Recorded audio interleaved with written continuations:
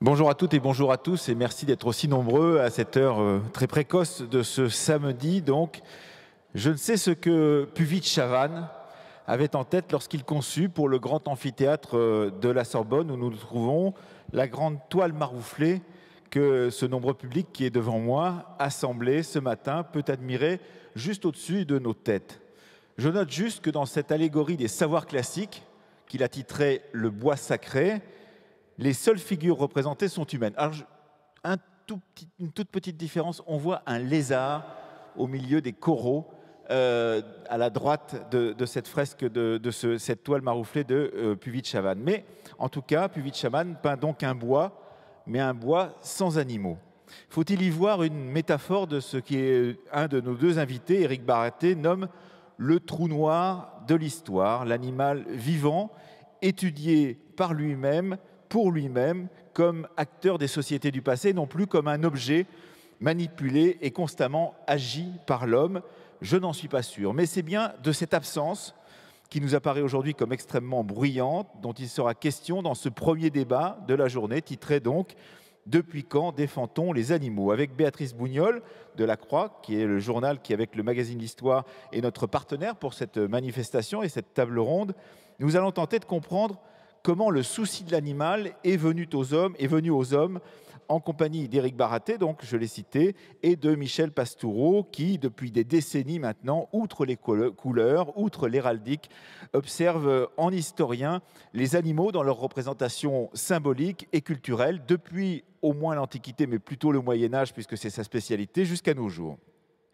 Et puisqu'une émission d'histoire en France ne peut faire l'impasse sur la figure du grand Jules Michelet, qui enseigna longtemps à 2 pas de cet amphithéâtre, c'est-à-dire au Collège de France, faut-il le suivre quand il écrit en 1846, au milieu du XIXe siècle, dans Le Peuple, que le christianisme tint la nature animale à une distance infinie de l'homme et la ravala, et que ce Dieu, père tendre de l'homme, était devenu, pour l'animal, le cruel tyran des animaux.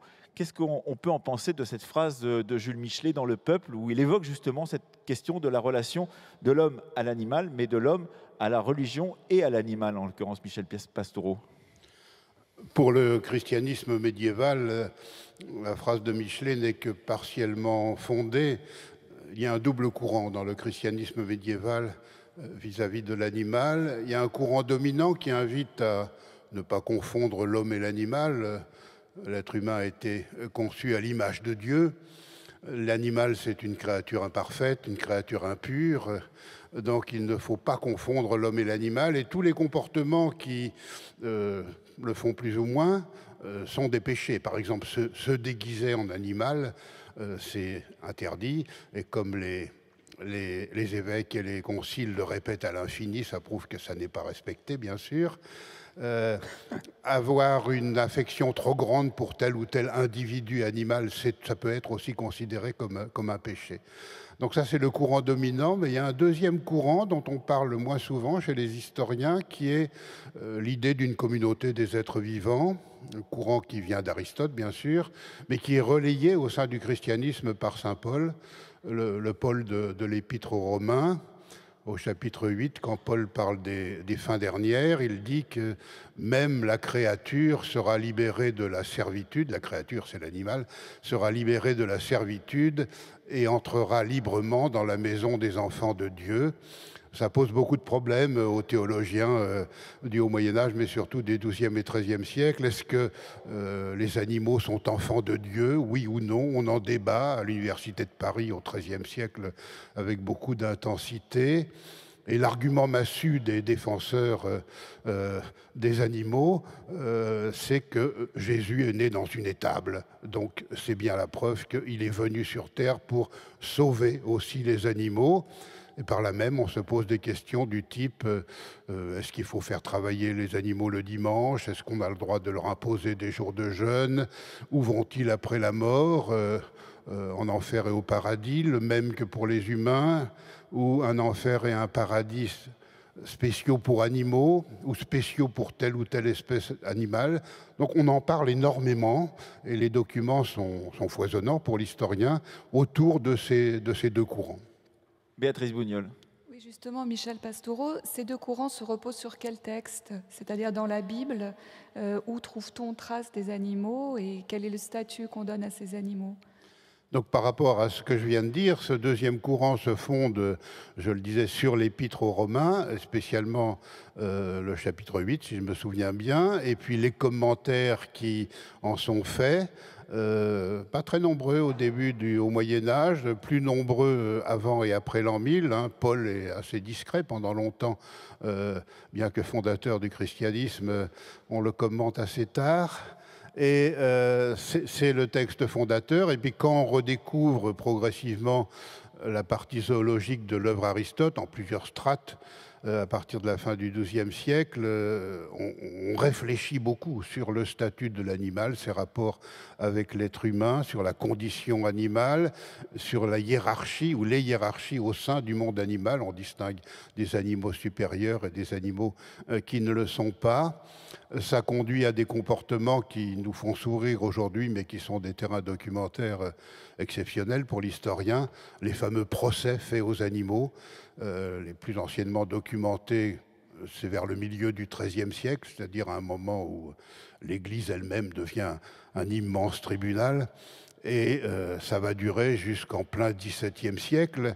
Alors, nous ricanons parfois de ces croyances et de ces animaux conduits devant les tribunaux, mais en fait, ça implique une proximité entre l'homme et l'animal beaucoup plus grande qu'aujourd'hui. Hein. L'idée que, non pas tous les animaux, mais certains d'entre eux sont responsables de leurs actes, peuvent comprendre ce qu'est le bien et le mal, peuvent se corriger.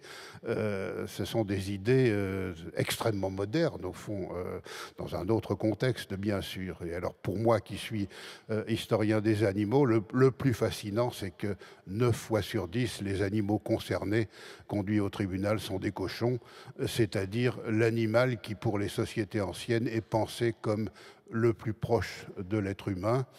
Et pour les sociétés d'aujourd'hui, du moins du point de vue biologique et physiologique, c'est exactement la même chose, presque la même chose.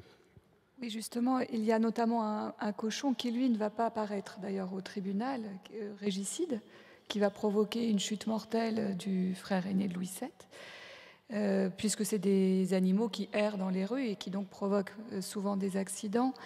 Est-ce que vous pouvez revenir, Michel Pastoureau, sur quelques figures d'animal, comme celle du cochon ou celle de l'ours, auquel vous avez consacré un ouvrage, dont on peut retracer l'histoire, toujours un peu ambivalente entre un côté positif et un côté négatif?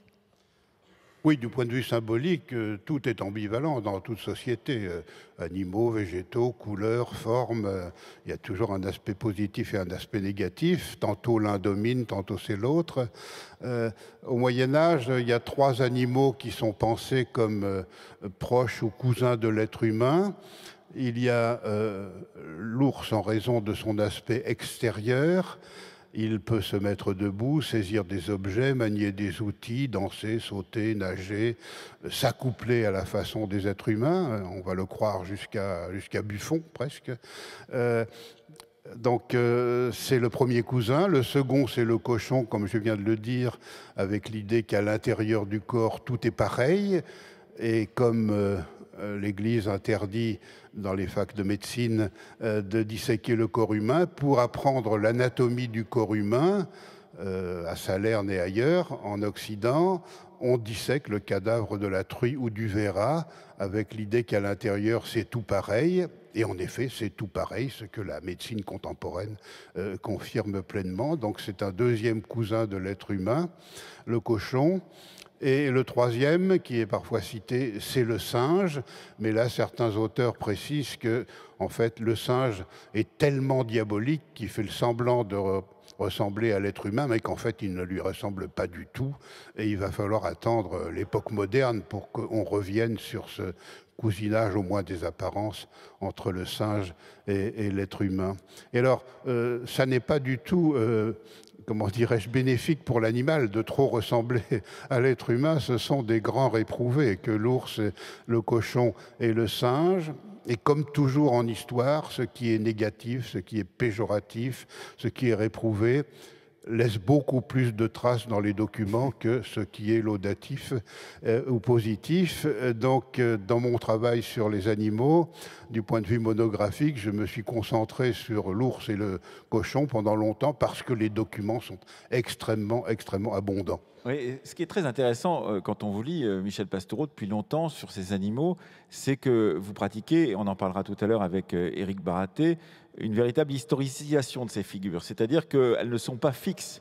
Elles correspondent à des regards qui sont portés sur elles à des moments différents, que ce soit sous l'Antiquité ou au Moyen-Âge, et que, eh bien, dans cette hiérarchie que vous évoquiez tout à l'heure, l'homme voit dans ces animaux soit des animaux très glorieux, soit au contraire des animaux vils, mais que cela change au cours du temps. Vous expliquez comment le Moyen-Âge voit le glissement entre la figure de l'ours comme étant la figure qui est en haut d'une sorte de hiérarchie justement de ces animaux, vers la figure du lion qui va devenir cette figure majestueuse qu'on va connaître jusqu'à quasiment aujourd'hui dans toutes les familles royales, en particulier Michel Pastoureau. Oui, c'est un gros morceau de mon travail sur l'ours. Comment il a quitté son trône de roi des animaux pour le céder au lion. L'ours, c'était l'animal le plus fort sur tous les terroirs européens depuis des temps très très anciens. Donc c'était le roi des animaux. D'ailleurs, je me suis intéressé à d'autres cultures que la culture occidentale. Quels sont les rois des animaux à l'échelle de la planète? Il y en a très très peu. En Europe, donc l'ours puis le lion. En Afrique, le lion ou l'éléphant. En Asie, le lion ou l'éléphant. Et dans les deux Amériques, l'aigle. Donc ça ne fait que 4 rois des animaux. Et qu'est-ce qu'ils ont en commun? J'ai longtemps réfléchi et j'ai fini par comprendre que ces 4 animaux-là sont invincibles, invincibles par un autre animal.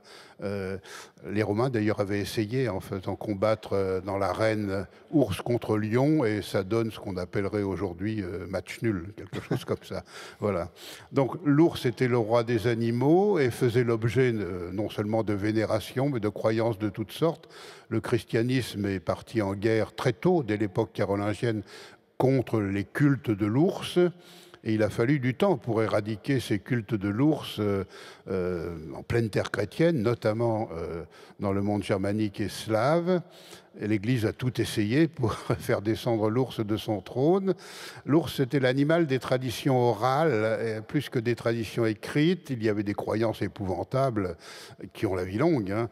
L'idée que l'ours mâle est attiré par les jeunes filles et par les jeunes femmes, il les enlève, il les viole.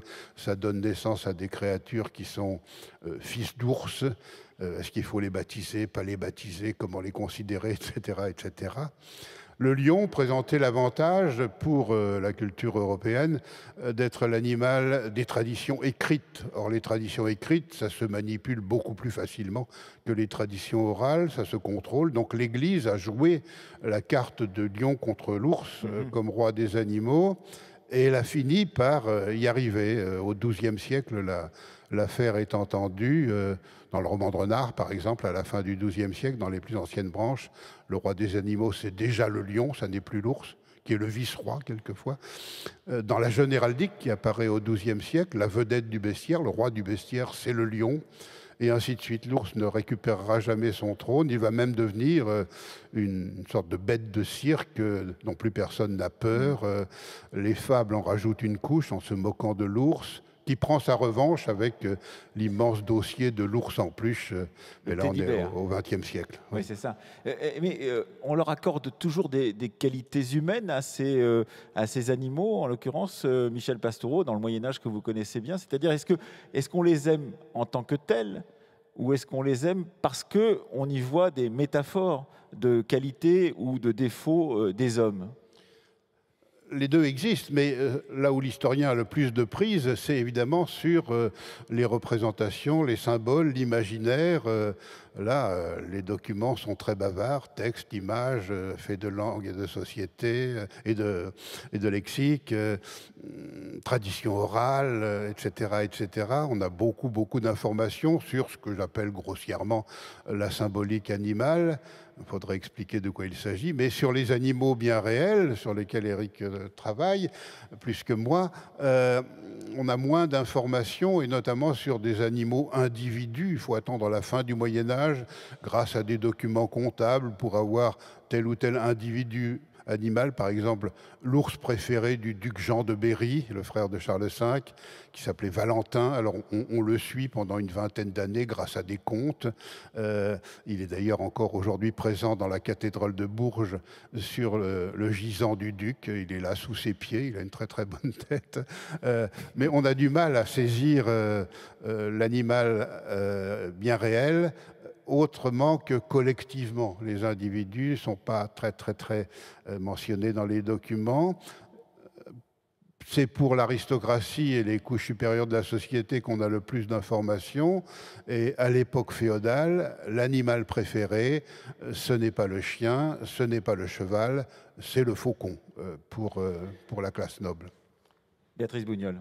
Oui, alors justement, peut-être qu'on peut faire une transition avec le travail d'Éric Baraté. D'ailleurs, ce qui est frappant quand on vous lit aussi Michel Pastoureau, c'est que le caractère invincible, en fait, donné à certains animaux, à ces rois des animaux, n'empêche pas finalement la violence à leur encontre, parce que finalement la puissance de l'ours fait que boire son sang, consommer sa chair est un acte de bravoure. Et comme vous l'avez rappelé, au Moyen-Âge, quand l'Église lui déclare la guerre, elle organise à la fois son élimination physique et sa soumission symbolique, comme vous l'avez noté, en diffusant l'image d'un ours enchaîné et en ne le tolérant plus que comme un animal de foire.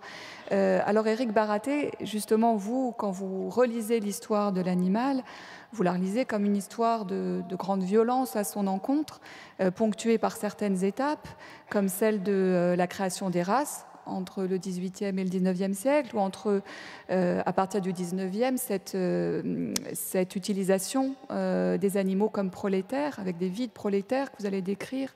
Depuis quand on peut dater la défense finalement des animaux? Est-ce que c'est la date que vous rappelez de la création de la SPA, par exemple, en 1845, ou est-ce que c'est la diffusion pour du goût pour les animaux domestiques? Depuis quand peut-on dater cette défense des animaux? Alors si on prend effectivement notre position contemporaine, ça date du début du XIXe siècle, mais il y a des volontés de protection bien antérieures. On en trouve déjà dans l'Ancien Testament, où il y a des versets qui demandent de respecter par exemple les animaux de travail, le bœuf, l'âne. Il y a aussi un verset que l'on a complètement oublié qui demande que l'on n'arrache pas le membre d'un animal vivant pour le manger devant lui. Ce qui peut nous paraître maintenant bizarre, mais ce qui veut dire que ça se faisait. Et l'Ancien Testament était un grand moment aussi de volonté ou de tentative de polisser certaines mœurs qui n'ont pas réussi, puisque le regretté Jean-Louis Flandrin avait trouvé au XVe, XVIe siècle une recette de cuisine. Historien de la cuisine en particulier. Historien de la cuisine. Il avait trouvé une recette comment cuire une volaille à point pour que lorsqu'elle arrive devant les convives, en lui arrachant l'aile, elle crie encore. Donc on est tout à fait dans ce verset.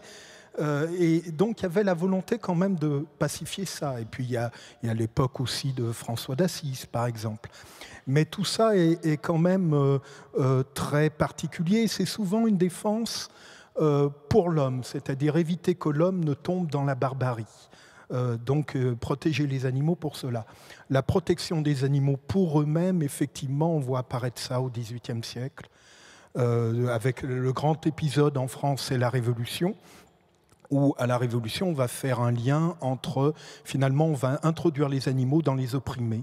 Donc les sujets opprimés par le roi absolu, les esclaves, les femmes et les animaux. Et il y a toute une littérature sur l'idée de libérer tous ces êtres-là. Et d'ailleurs, la ville de Paris, par exemple, interdit la promenade d'animaux enchaînés par les montreurs ambulants pour que ça ne soit pas une image d'oppression qui soit donnée aux citoyens. Et il y a aussi toute une série de réflexions, par exemple, sur le jardin des plantes. Il y a des projets proposés par Bernardin de Saint-Pierre et l'abbé Grégoire, où ils veulent faire au Jardin des Plantes un espèce de parc zoologique un peu comme de nos jours, c'est-à-dire où les animaux seraient en liberté, et ils donneraient l'image comme ça d'une liberté. Et bon, là aussi, ça ne se réalisera pas, puisqu'en fait, le Jardin des Plantes, première manière, est plutôt un ensemble de cages et de symboles de prison. Oui, il faut dire, Michel Pastoureau, que quand on travaille sur cette question des rapports de l'homme à l'animal, et en particulier sur cette question de la façon dont l'homme peut, à un moment ou à un autre, défendre les animaux, c'est travailler sur l'histoire des sensibilités aussi. C'est-à-dire que ce qui est supportable, à un moment donné, arracher un membre vivant à un membre à un animal vivant, ou servir une volaille qui couine encore sur la table du repas, ne l'est plus à un autre moment, Michel Pastoureau. Oui, d'ailleurs, l'historiographie le confirme. On a commencé à s'intéresser chez les historiens au monde animal lorsque ce que nous appelions à l'époque l'histoire des mentalités, devenu aussi l'histoire des sensibilités, était à la mode. Les deux choses sont liées, avec en amont l'influence de l'ethnologie, de l'anthropologie. Mais moi, j'ai commencé ma thèse il y a maintenant 50 ans et ça semblait ridicule pour un historien du Moyen-Âge de travailler sur le monde animal. Ça n'était pas sérieux. Et il y avait l'idée, même on a oublié ça, qu'il y avait des sujets où le jeune historien se faisait trop plaisir. Et alors moi, avec mes couleurs et mes animaux, j'avais l'air de trop jubiler dans ma recherche. Et ça avait quelque chose d'indécent, peut-être d'immoral. Le jeune chercheur avait des devoirs envers la société et la communauté scientifique, mais l'idée qu'il se fasse plaisir avec sa recherche, ce qui pour nous est évident aujourd'hui, c'était pas dans l'air du temps il y a 50 ans. On l'a oublié, ça. Et donc, justement, cette question des sensibilités, des mentalités, cette histoire des mentalités permet de mettre au jour, par des travaux pionniers dans les années 80 en particulier, permet de mettre au jour cette question à un moment donné, une société accepte des choses vis-à-vis des animaux qu'elle n'accepte plus un peu plus tard. Oui, bien sûr, oui, c'est tout un courant, appelons cela plus largement l'histoire culturelle, mais en même temps, du côté de l'histoire économique, je pense à Robert Delors et à son livre pionnier « Les animaux aussi ont une histoire ». 1984. Oui. Lui, c'est l'approche alors plutôt par l'histoire économique, l'historien des fourrures qui s'est intéressé aux animaux avec fourrure, dans son immense thèse sur le commerce des fourrures à la fin du Moyen-Âge, et puis qui s'est intéressé progressivement à l'animal, même pour l'animal, c'était quelque chose qu'il essayait de cerner, comment se débarrasser de l'être humain quand on est historien. C'est évidemment un petit peu utopique, mais nous avions deux approches tout à fait différentes. Ça ne nous empêchait pas d'avoir plaisir à converser ensemble sur ce que pourrait être une histoire des rapports entre l'homme et l'animal. Oui, et puis il faut citer aussi le travail pionnier de Maurice Agulon, par exemple, le grand historien de la République, qui a travaillé justement sur cette question du sang des bêtes dans les villes, parce que Éric Baraté, ce que vous décrivez de la Révolution française, c'est aussi une rupture par rapport à puisqu'on est à Paris, à ces rives de la Seine où on tue les bœufs, où on les égorge, où on jette les tripes dans la Seine, tout cela au vu et au su de tout le monde. Et à un moment donné, la société dit on ne veut plus voir ça. Oui, tout à fait. C'est à partir de la Révolution. Et Maurice Agulon, lui, s'était intéressé à la loi Grammont de 1850. Alors, en fait, la loi de Grammont, oui. La première loi de protection animale en France. Ce qu'il faut voir, en fait, c'est à la fois un changement de sensibilité des hommes, mais il y a aussi un changement du côté humain. C'est-à-dire qu'il ne faut pas penser l'idée comme si l'on faisait que des projections sensibles sur une situation animale qui ne changerait jamais. En réalité, à partir de la fin 18e, 19e siècle, il y a à la fois plus de sensibilité du côté des hommes, essentiellement d'ailleurs dans les milieux aristocratiques et bourgeois, mais il y a aussi une situation animale qui change. Et il y a notamment beaucoup plus de chevaux qu'auparavant. Il y a une vulgarisation de la conduite hippomobile et on voit très bien qu'il y a une partie des conducteurs, par exemple dans les villes, qui ne savent pas trop utiliser ces chevaux, oui, qui n'ont pas forcément d'affect très particulier avec ces chevaux. C'est ce que dit Pierre Cernat dans ses travaux sur la République et les animaux. Donc au moment de la Révolution française, il dit qu'en 1802, par exemple, l'Institut national commande une enquête dont l'intitulé c'est « Jusqu'à quel quel point les traitements barbares exercés sur les animaux intéressent-ils la morale publique? Donc ça veut dire qu'à la sortie de la Révolution française, qui a vu beaucoup de sang couler d'un côté comme de l'autre, des contre-révolutionnaires et des révolutionnaires, il y a cette question du sang qui coule dans les rues et des traitements qui sont des traitements barbares sur les animaux qui se posent dans la société. Et on voit des marchandes des Halles qui protestent contre les mauvais conducteurs de chevaux qui sont trop violents vis-à-vis des chevaux, par exemple. Oui, et puis parce qu'il y a beaucoup plus de brutalité qu'auparavant. Donc la scène est beaucoup plus fréquente, les abattoirs augmentent, la consommation de viande augmente très fortement, et donc toutes ces scènes augmentent, et évidemment il y a une conjonction entre plus de brutalité et une sensibilité qui change. Béatrice Bougnol. Oui, alors justement, vous rappelez donc depuis le 19e siècle, donc, cette sensibilité à l'égard des animaux a évolué. Vous témoignez finalement tous les deux dans vos travaux, et Michel Pastoureau, vous rappeliez à l'instant comment avait été reçue votre thèse il y a 50 ans, à la fois du caractère récent des travaux historiques sur les animaux. Vous rappelez également tous les deux que d'autres disciplines, comme l'ethnologie, la linguistique, ont été pionnières en la matière, et que très longtemps, finalement, on a confié à l'histoire amateur, l'histoire des anecdotes, cette histoire des animaux. Comment vous expliquez, finalement, que les historiens aient été, quelque part, les derniers à faire cette histoire des sensibilités animales ? Moi, je dirais pas les historiens, les chercheurs professionnels, entre guillemets. Hein, professionnels. Voilà, les universitaires, les gens du CNRS. Parce que les historiens des vétérinaires, par exemple, s'y intéressent depuis longtemps. Tout à fait, ou les chasseurs ont fait une histoire de la chasse depuis longtemps. Et effectivement, mais alors ces gens-là, les amateurs, avaient des aspects très précis. Ce qui est l'aficionado, ce qui l'intéressait, ou ce qui l'intéresse encore, c'est l'histoire de la corrida. Les vétérinaires, c'est l'histoire de la médecine vétérinaire, etc. Et chacun était un peu dans son couloir sans trop regarder ce qui se faisait. Alors il y a eu des travaux d'historiens dès la fin 19e, début 20e siècle, mais on voit bien que là aussi, ils arrivent au sujet un peu en élargissant leur propre domaine, et sans s'apercevoir que finalement il y aurait un champ tout à fait spécifique qui serait celui de l'histoire de l'animal. Et sans doute parce que l'animal, à l'époque, dans les représentations, n'est pas un acteur, n'est pas un sujet, et ils ne sont pas allés jusqu'à l'idée que finalement ça pourrait être le héros de l'histoire. Et on voit bien, il y a toute une série comme ça de rendez-vous manqués. Par exemple, Lucien Febvre dans La Terre et l'évolution humaine. Le cofondateur de l'école des Annales. Le cofondateur des Annales en est très proche. Il est dans une géohistoire, il en est très proche, et on voit bien qu'il n'y va pas. Il faut attendre effectivement la génération des Robert Delors, etc., pour que, enfin, on se dise Michel Pastoureau qu'il y a un sujet. Oui, il faut rappeler d'ailleurs que chez les historiens, un certain nombre de sujets qui aujourd'hui relèvent de la grande histoire appartenaient il y a encore 50 ans à la petite histoire.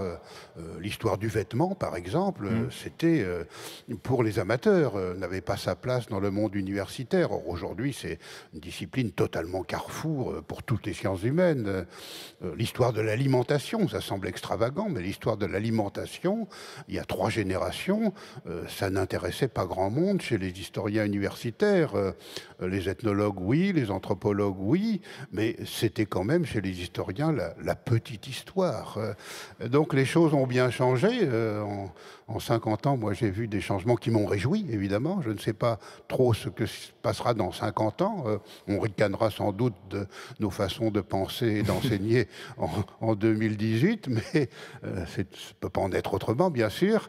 Mais en tout cas, du côté du monde animal et du monde végétal, d'ailleurs, je dois le préciser, j'ai vu des curiosités nouvelles se former, et l'institution universitaire pour les sciences humaines, en tout cas, faire une place beaucoup plus grande aux animaux et aux végétaux. Oui, il faut dire, en l'occurrence, Éric Baraté, que des éthologues, les gens qui travaillent sur les comportements animaux, des vétérinaires, vous l'avez dit, d'autres ont travaillé sur ces questions-là, et que d'un seul coup, quand on regarde, on sait qu'on ne fait d'histoire que contemporaine, quand on regarde le passé avec les yeux d'aujourd'hui, eh bien, on voit des choses qu'on ne voyait pas auparavant dans les sources. Pierre Cernat nous explique comment, pendant la Révolution française, dans Comme des bêtes, chez Fayard, il nous explique comment, pendant la Révolution française, il a trouvé un certain Boissel qui voulait faire un projet de constitution qui mettrait en premier, devant les hommes, la question animale, par exemple, et qui était végétarien. Donc on découvre des choses qui sont présentes dans le passé, mais qu'on n'allait pas voir auparavant, Éric Baraté. Oui, bien sûr. Parce que c'était totalement négligé. Et puis, du côté des animaux aussi, il y a des choses que l'on ne voyait pas et que maintenant on voit, les comportements... La souffrance animale, La souffrance animale, mais alors, c'est assez contradictoire parce qu'à la fois, le discours officiel n'en parlait pas, le discours des scientifiques n'en parlait pas, et en même temps, quand on va dans les documents, on se rend compte que finalement, les gens de l'époque, par exemple du 19e siècle, lorsqu'ils sont paysans, lorsqu'ils sont mineurs et qu'ils ont un cheval avec eux, lorsqu'ils tractent une diligence, ils sont bien obligés de faire attention aux animaux. Sinon, ça ne marche pas. Si on emploie trop de violence avec un animal, alors on a le droit de on a le droit de le faire, on a la possibilité de le faire. L'animal ne peut pas dire non, mais évidemment, l'animal va réagir. Dans les mines, par exemple, lorsqu'un cheval ne veut plus travailler, les ingénieurs, les vétérinaires savent tout de suite quelle est la raison, c'est qu'il a été violenté. Donc il se met en grève finalement d'une manière... Et donc tout ça, on ne le voyait pas et maintenant on commence à le voir grâce aux éthologues qui nous ouvrent les yeux. Michel Pastoureau ? Oui, dans les documents médiévaux apparaissent aussi des faits de sensibilité qui expriment un rapport entre l'homme et l'animal assez différent de l'image que l'on en a de point de vue caricatural. Par exemple, dans les fermes, beaucoup d'animaux domestiques au Moyen-Âge ont un nom propre. Ce qui leur donne un statut individuel qu'on ne soupçonnerait pas. Les vaches, les chevaux, parfois les cochons. Et puis, on a une conception de l'animal domestique qui est assez différente de la nôtre. Au Moyen-Âge, et domestique, tout animal qui vit dans la domus, la maison, ou autour de la domus. Donc les animaux de la ferme, bien sûr, le chien et le chat qui se revalorise assez tardivement, mais aussi le merle, le lapis, le corbeau, le renard, le rat, la souris, la belette, ce sont des animalia domestica pour les textes. Aujourd'hui, on définit la domestication en général par le fait que l'être humain maîtrise la reproduction de telle ou telle espèce. Bon, définition qui est un peu contestée, mais en tout cas, ça n'a aucun rapport avec la conception qu'on a de l'animal domestique dans les sociétés antiques et médiévales. Béatrice Bougnol. Oui, Éric Baraté, il semble que dans vos ouvrages, notamment le point de vue animal, vous dessiniez une autre avancée, si on peut dire, en tout cas une autre piste, qui serait celle de rejoindre ce que vous appelez le versant animal. Donc finalement, au-delà même de l'histoire des sensibilités humaines vis-à-vis des animaux, d'essayer de retranscrire ce qu'ont pu être les vécus et les sensibilités animales mises en jeu. Et vous proposez même tout un travail d'écriture qui pourrait permettre de percevoir ces vécus animaux. C'est ce que vous explorez avec vos biographies animales, dont vous allez peut-être pouvoir nous expliquer quelle est la visée. Est-ce que ça, c'est le pas d'après, c'est-à-dire c'est ce qui s'ouvre aujourd'hui, notamment avec vos travaux, c'est de prendre les animaux non pas seulement comme objet d'histoire, mais comme acteurs de l'histoire à part entière. Oui, c'est tout à fait ça. L'idée, en fait, c'est que, et on le voit dans les documents, j'en parlais tout à l'heure, quand on regarde les contemporains, eh bien, ils ne sont pas devant des objets lorsqu'ils sont avec leurs animaux. Les paysans dans leur ferme au Moyen-Âge, ils donnent des prénoms. Et il y a une relation entre deux acteurs. Ce n'est pas un homme qui serait l'acteur agissant et puis l'animal qui serait passif. Donc l'idée, c'est d'essayer de voir ce qui se passe aussi de l'autre côté, pour deux raisons, à la fois pour comprendre ce qui arrive à ces animaux, parce qu'on voit maintenant, on découvre avec l'éthologie à quel point ces animaux ont des capacités, ce sont des espèces extrêmement riches dont il faut tenir compte.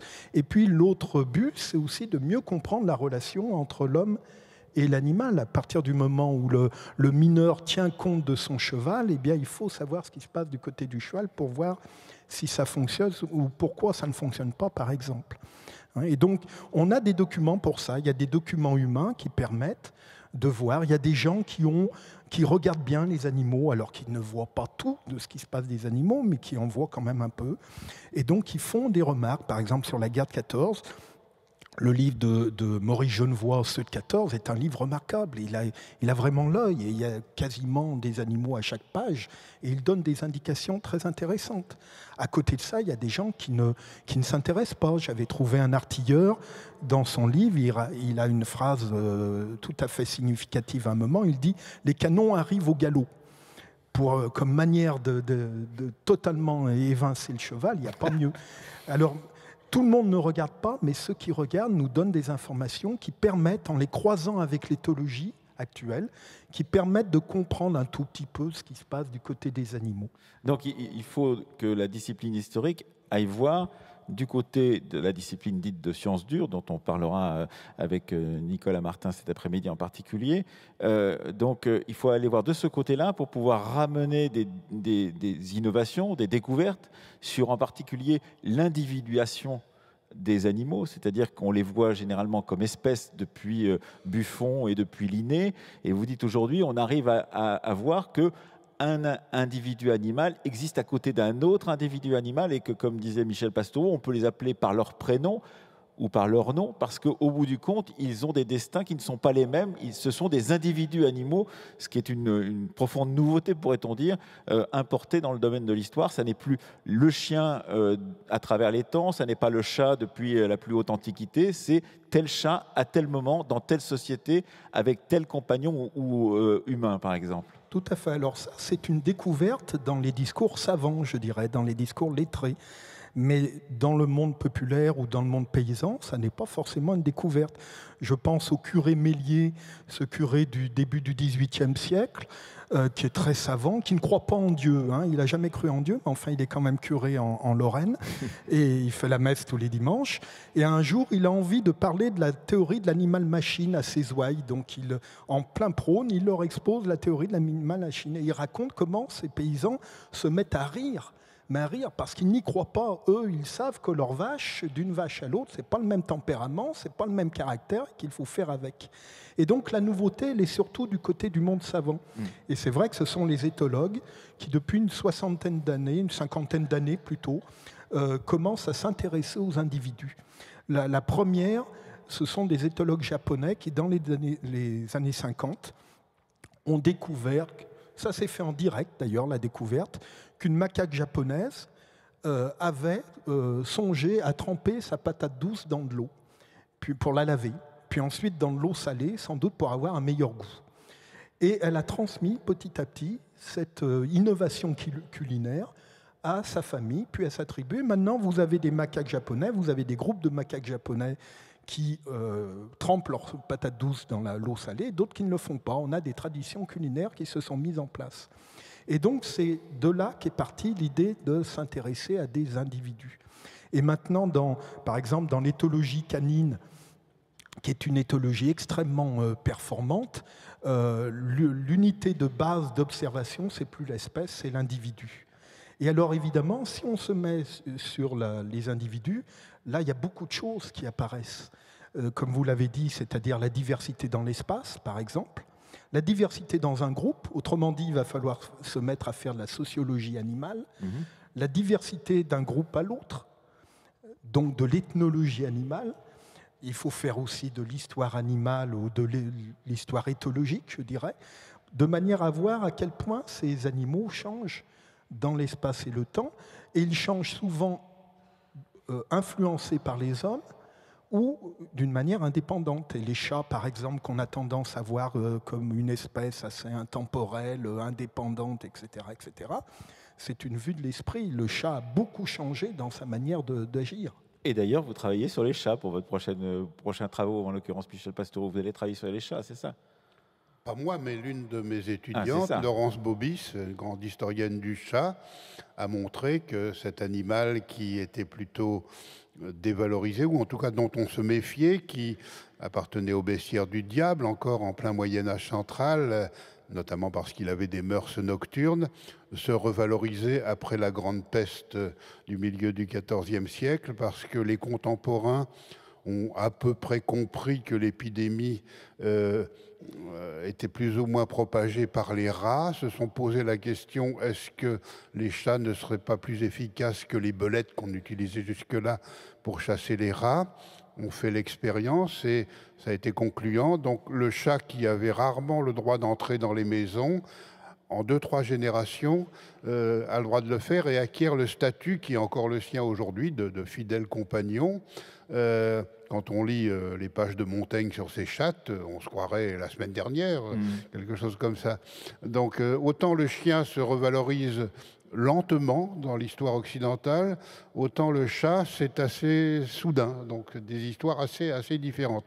Mais moi, je ne travaille pas sur le chat. Vous travaillez sur le corbeau, par exemple, ces temps-ci, qui est un animal dévalorisé, pourrait-on dire. On le considère généralement comme un oiseau de mauvais augure. Et vous imaginez comment on peut travailler sur le corbeau, sur ses comportements, ses comportements, y compris vis-à-vis des autres animaux, par exemple. Oui, comme je le disais tout à l'heure, en tout cas pour l'époque du christianisme médiéval et moderne, les animaux honnis, détestés, négatifs, sont mieux documentés que les animaux positifs. Donc après l'ours, après le cochon, je m'intéresse au corbeau.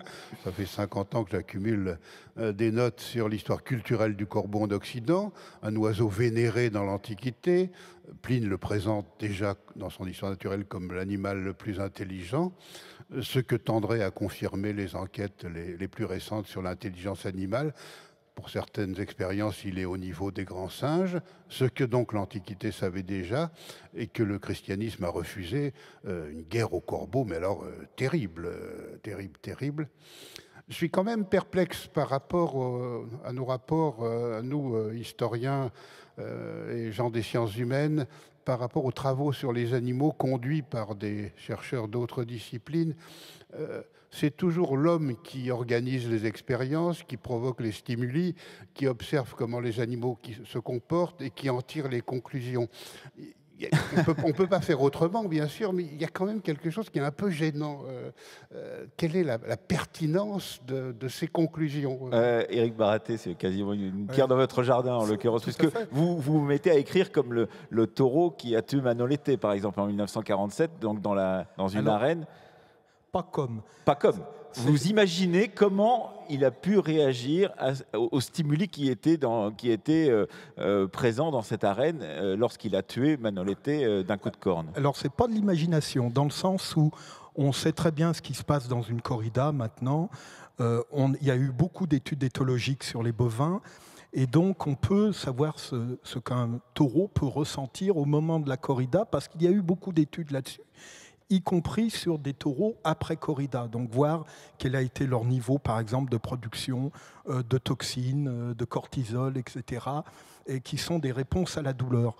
Alors évidemment, le biais, il est là, c'est que ce sont toujours des recherches humaines, hein, on est bien d'accord, étant donné que c'est la même chose pour les textes. Nous avons plein de textes sur les animaux, ce sont les hommes qui les produisent. Mais je dirais que ça, c'est vrai pour beaucoup de choses en histoire. J'entendais dernièrement une collègue travaillant sur les femmes durant l'Antiquité grecque et qui disait le gros problème de mon histoire, c'est que tous les textes sont écrits par des hommes et non pas par des femmes. Alors évidemment, le biais homme-animal est plus fort, mais il n'y a pas une grande différence. Béatrice Bougnol.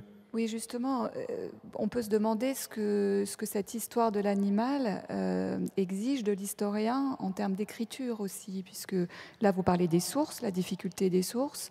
Vous avez effectivement expérimenté dans ces biographies animales que vous avez écrites une écriture particulière, donc vous pouvez peut-être nous l'expliquer, mais il y a des passages, en fait, soit en italique, soit signalés par des tirets, qui sont en fait un peu le vécu, le ressenti de l'animal. Vous refusiez tout à l'heure de dire que c'était un recours à l'imaginaire, mais pour autant, est-ce que pour effectivement aller vers cette histoire animale que vous appelez de vos voeux, il y a aussi un travail d'écriture particulier que les historiens doivent faire aujourd'hui ? Oui, alors c'est-à-dire qu'il y a deux niveaux. Il y a le niveau scientifique, par exemple, si on prend le cas de la corrida du taureau Islero. Islero, pour ceux qui ne savent pas, c'est le taureau le plus célèbre du XXe siècle, puisque c'est lui qui a tuné Manolete en 1947. On a une douzaine de photos. Un des plus grands toreros. Qui était l'un des grands toreros de l'histoire de la corrida. On a une douzaine de photos sur cette corrida où l'on voit Manolete et le taureau. Avec ce qu'on sait des bovins, de l'éthologie bovine et avec ce qu'on sait de ce qui se passe dans une corrida, j'ai essayé de reconstituer la corrida de ce taureau. Donc au niveau scientifique, rien n'est inventé dans le sens où je m'appuie sur des travaux d'éthologues, mais aussi d'historiens, etc. Après, je me suis dit, il y a peut-être le problème, évidemment, c'est que pour faire ressentir ce que vit un animal, si on emploie le style habituel humain, ça ne sera peut-être pas suffisant. Donc l'idée n'a pas été de faire parler les animaux. L'idée a été de trouver des artifices d'écriture, des transcriptions. Des transcriptions qui permettent au lecteur de se décentrer, à être un peu dérangé. Et donc, en étant dérangé, en étant décentré, c'est plus facile, et je me suis rendu compte aux réactions, c'est plus facile pour les gens de se mettre dans un autre monde. Mais ce travail d'écriture ne prétend pas raconter l'histoire à la place du taureau. Subjectif du taureau. Tout à fait. Je ne parle pas à la place du taureau. C'est simplement un artifice d'écriture. Et finalement, ça marche parce que, comme vous l'avez dit, beaucoup de gens m'ont dit, mais finalement, on sent bien la corrida de ce taureau. Mais c'est avant tout l'histoire de perturber le lecteur. Oui, alors pour aller un peu plus loin, est-ce que vous n'allez pas, et je donnerai la parole ensuite à Michel Pastoureau, du côté de ce que faisaient les gens qui écrivaient des contes médiévaux, c'est-à-dire que d'une certaine façon, vous dites, on va travailler sur Consul, par exemple. Le Consul, c'est un singe qui, au XIXe siècle, est utilisé pour pouvoir montrer, on l'habille en homme, on lui fait prendre le thé, on voit comment il réagit. Il est habillé à l'anglaise, en Angleterre, il est à Westminster, je crois. À Manchester, voilà, c'est ça. Et Consul, dans ses biographies animales, vous dites, on s'aperçoit qu'il joue le jeu. C'est-à-dire qu'en fait, il a une véritable volonté. Il n'est pas simplement agi par les hommes, mais il comprend son intérêt. Il est mieux à être habillé à l'anglaise et à boire du thé dans des maisons bourgeoises ou nobles qu'à être au zoo derrière la cage, dans sa cage. Et donc, il a une véritable volonté personnelle. Et je tente de rendre, en tant qu'historien, Éric Baraté, je tente de rendre cela. Mais tout compte fait, quand on écrit le roman de Renard, on écrit quelque chose qui peut ressembler à ça. C'est-à-dire, il y a certes de l'anthropomorphisme, on veut voir dans le renard, mais tout compte fait, on comprend qu'il y a là aussi une subjectivité de l'animal, une intelligence animale dans les contes médiévaux. Oui, alors j'ai justement voulu totalement me différencier de ça. Je vous pose la question pour ça. Alors, il est vrai qu'il y a toute une littérature faisant parler les animaux pour des raisons de morale. On enseigne la morale comme ça aux hommes par les animaux. Il y a aussi un deuxième courant littéraire qui naît à la fin du XVIIIe siècle, ce sont les biographies d'animaux. Et alors, il y en a, c'est un véritable courant qui explose de nos jours. Ça va des écrivains les plus célèbres qui racontent la vie de leur chat jusqu'au maître de tous les jours qui, sur YouTube, va mettre un résumé ou sur Amazon va mettre un petit livre racontant son chat. Là aussi, c'est une littérature qui est souvent anthropomorphisée, c'est-à-dire que l'animal parle et il dit « je », etc., etc. C'est une littérature qui ne sert pas à connaître les animaux. Par contre, elle a beaucoup servi à reconnaître. les animaux, ce qui n'est pas la même chose, les reconnaître en tant qu'individus. Et on voit bien comment, sans ce travail littéraire, qui est en fait un travail d'une société entière, toute la société occidentale, à partir de la fin du XVIIIe siècle, a travaillé sur l'idée d'individu animal, alors que la philosophie, la science, la théologie ne voulaient absolument pas en entendre parler. Que des classifications. Voilà, hein, l'animal, l'animalité, à la rigueur les espèces, mais surtout pas les individus. Et comme par hasard, au bout de ces 2 siècles de travail, eh bien, on voit les scientifiques se mettre à s'intéresser aux individus. Ce n'est absolument pas un hasard. Michel Pastoureau. Oui, dans les époques anciennes, évidemment, nous n'avons pas de prise sur des animaux individus ayant réellement existé, donc il faut passer par le biais des mythologies ou de la littérature, comme le roman de Renard, en effet, qui est un immense laboratoire pour l'historien des animaux. Surtout qu'il change le roman de Renard, il y a des versions différentes. Voilà, on appelle roman de Renard un ensemble de textes de la fin du XIIe siècle et de la première moitié du XIIIe siècle, et le caractère du Goupil, par exemple, Renard, n'est pas le même vers 1180 et vers 1250, il est de plus en plus diabolique au fil des différentes branches, mais dans le roman de Renard, les animaux sont pris à 3 niveaux. Ce sont à la fois des animaux, au sens propre, ce sont des individus ayant chacun un nom propre, une parenté, des vassalités et des caractères surtout qui sont bien affirmés et parfois qui évoluent d'une branche à l'autre. Et puis, ce sont des archétypes des vices et des vertus pour enseigner le lecteur. C'est une littérature très savante. Il faut absolument oublier l'idée que le roman de Renard, création populaire, etc. Non, pas du tout. C'est une littérature hyper savante, de clercs, émergeant d'abord en milieu monastique, probablement. Mais c'est le seul endroit où la littérature, où l'historien des époques anciennes a un peu prise sur... Il y a quand même un autre endroit que vous mentionnez dans vos travaux, Michel Pastoureau. C'est à propos, vous pouvez nous raconter cette histoire, de l'éléphant qui est offert par le sultan d'Égypte à Saint-Louis, à Louis IX en l'occurrence. Lui, c'est un individu. C'est un individu qui est assez bien documenté parce qu'il laisse des traces dans les documents. Il est offert à Saint-Louis peu après son retour, après de longues années d'absence du Proche-Orient. Il arrive à Paris à l'été 1254 et Saint-Louis, qui à titre personnel ne semble pas du tout aimer les animaux et même en avoir peur, l'offre à son beau-frère, le roi d'Angleterre Henri III, et on a la chance d'avoir des documents sur le voyage de cet éléphant de Paris jusqu'à Londres. À Beauvais, l'évêque vient le bénir, lui offre une capa maxima pour le protéger de la pluie. À Calais, au moment où il va embarquer, il y a une foule considérable qui veut voir la grosse bête. Et puis à Londres, on le fait baigner dans la Tamise avec un ours blanc offert par le roi de Norvège au roi d'Angleterre, qui s'appelait Piscator. Et ces 2 animaux ont vécu assez longtemps auprès de la tour de Londres. Et surtout, on l'a peint, cet éléphant en l'occurrence. Et c'est Mathieu Paris qui le peint. Donc on a un portrait, pourrait-on dire, comme un portrait d'humain de 1254 ou 1255 de cet éléphant offert par le sultan d'Égypte à Louis IX, puis ensuite à son beau-frère Henri III. Voilà, c'est une image exceptionnelle puisque Mathieu Paris, à la fois moine, chroniqueur, enlumineur, personnage important de cette Angleterre du milieu du XIIIe siècle, nous dit qu'il a représenté au vif, on dirait, cet éléphant tel qu'il a vu, avec, on dirait, son cornac, nous, aujourd'hui. Est-ce que c'est vrai? Est-ce que c'est faux? Au fond, peu importe. L'idée, c'est qu'il a voulu nous montrer que c'était vrai, qu'il l'avait pris sur le réel. On n'a pas beaucoup de cas de ce genre. Oui, et ce qui est quand même très intéressant, Éric Baraté, c'est que l'émergence ou l'arrivée d'une nouvelle espèce dans un espace géographique qu'il n'avait jamais vu, par exemple, comme cet éléphant arrivant d'Égypte auprès de la cour de Louis IX, c'est un moment exceptionnel parce qu'il provoque une documentation. C'est le cas aussi de la girafe de Charles X, là aussi offerte au roi de France au début, enfin dans la première moitié du XIXe siècle. Et cette girafe, vous en dressez le portrait, sa biographie, vous faites sa biographie racontée par elle, comme vous le faites dans toutes ses biographies animales, et vous dites, ce qui m'intéresse dans la girafe, c'est non seulement les réactions des hommes vis-à-vis de la girafe et de cette arrivée d'un nouvel animal, mais c'est les réactions des autres animaux.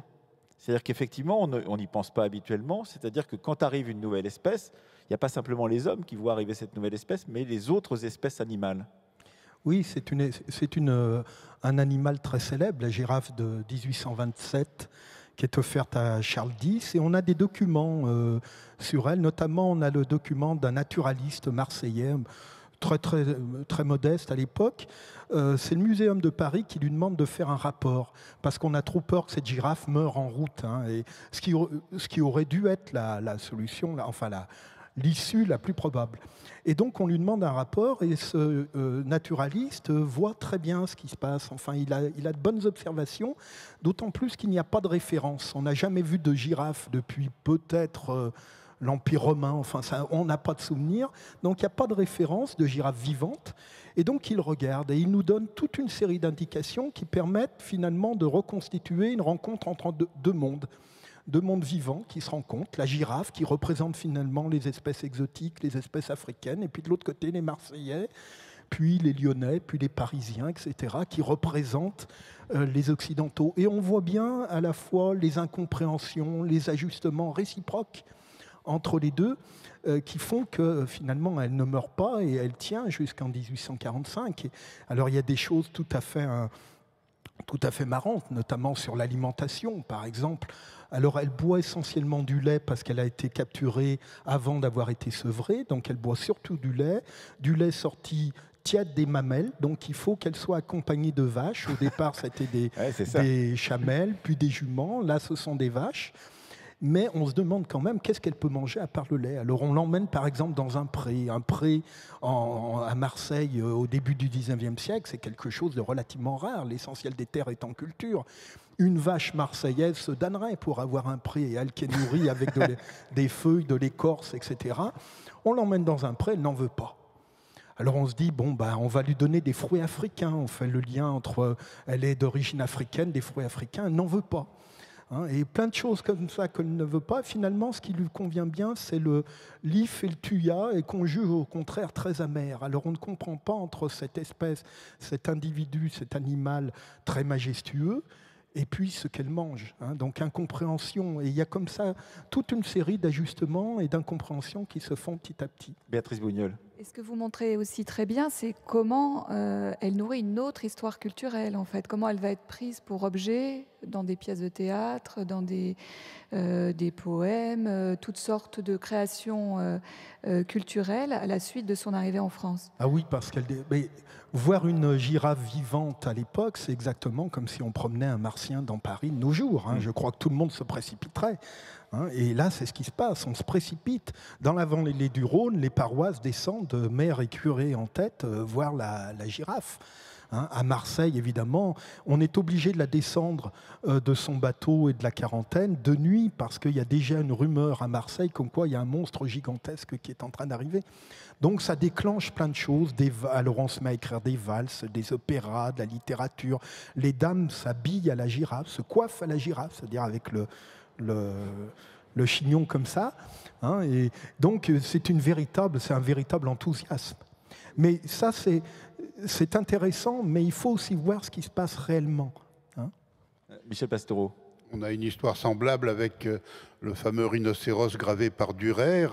C'est un rhinocéros qui est offert au roi de Portugal, un roitelet des Indes, et qu'il offre au roi de Portugal en 1514. Il arrive à Lisbonne après avoir voyagé par le cap de Bonne-Espérance, ce rhinocéros. Les marins l'ont appelé Ulysse, puisqu'il fait un grand voyage. Et à Lisbonne, on se demande si cet animal est le plus fort de la création. Est-ce qu'il est plus fort que l'éléphant? On le fait combattre contre un des éléphants de la ménagerie du roi Manuel de Portugal. Et ce jour-là, l'éléphant n'était pas en forme, a refusé le combat. On en a déduit que le rhinocéros était plus fort que l'éléphant. Et pendant plus d'un siècle, dans tous les ouvrages de zoologie et les livres d'emblèmes, on présente le rhinocéros comme l'animal le plus fort de la création. Et comme pour la girafe de Charles 90, on vient de toute l'Europe voir ce rhinocéros à Lisbonne. Dürer envoie donc quelqu'un lui faire un dessin qu'il a gravé ensuite. Le roi de Portugal se dit qu'il ne peut pas garder pour lui un animal aussi extraordinaire.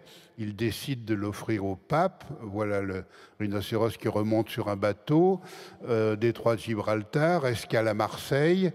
Toute la cour de François Ier descend en 1515-1516 voir le rhinocéros. Ça dure un mois, l'escale à Marseille. Et puis le bateau repart et coule au large de Gênes. Le rhinocéros n'est jamais arrivé à Austin ni dans la ménagerie pontificale.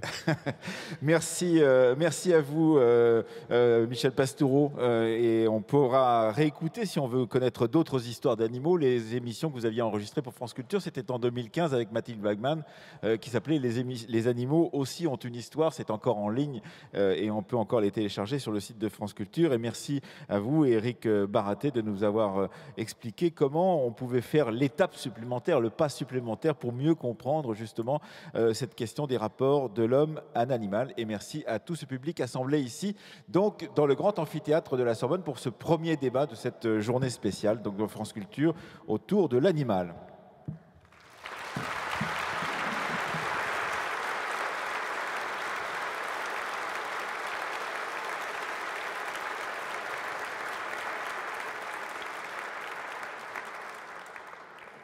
Nous avons pris un tout petit peu de retard au départ, donc nous pouvons prendre 2 ou 3 questions peut-être en rafale pour qu'on puisse y répondre avant que ne commence à 11h30. Il est déjà 11h11 et bientôt 11h12 avant que ne commence la deuxième table ronde, donc animée par Adèle Van Rett.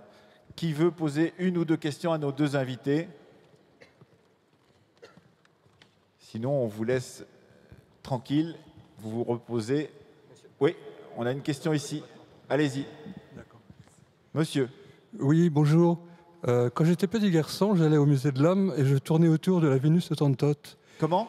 Je tournais autour de la Vénus Hottentote. Ah oui. Il y avait un moulage. Quand vous étiez petit garçon, oui. Voilà.